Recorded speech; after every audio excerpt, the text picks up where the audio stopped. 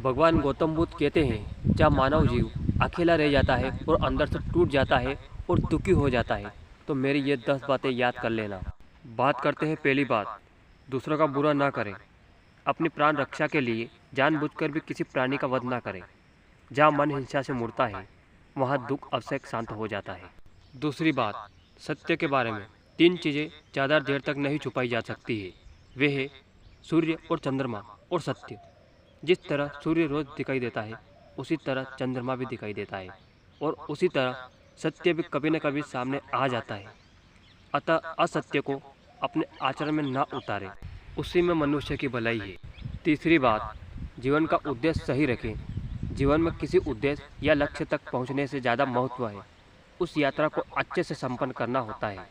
चौथी बात, प्रेम का मार्ग अपनाएं। बुराई से बुराई कभी खत्म नहीं होती है। घृणा को केवल प्रेम द्वारा ही समाप्त किया जा सकता है। पांचवी बात, खुद के जैसा और को समझना। जैसा मैं हूँ वैसा ही वो है, जैसा वो है वैसा मैं भी हूँ। इस प्रकार सबको अपना जैसा समझकर किसी को न मारें, मारने को प्रेरित करें।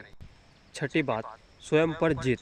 जीवन में हजारों लड़ाई होती है, जीतने से अच्छा है कि तुम स्वयं जीत प्राप्त कर लो, फिर जीत हमेशा तुम्हारी होगी, इसे तुमसे कोई नहीं छीन सकता। सातवीं बात, दूसरों को सुख दे। मनुष्य यह विचार किया करता है कि मुझे जीने की इच्छा है, मरने की नहीं। सुख की इच्छा है लेकिन दुख की नहीं।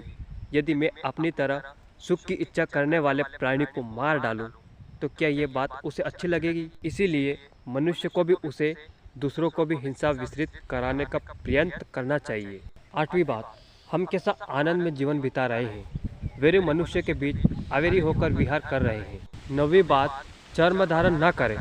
भगवान बोले भिक्षु महाचंद्र से बाघ और चीते की चर्म को नहीं धारण करना चाहिए। जो धारण करे उसे दुष्टत्व का दोष होता है।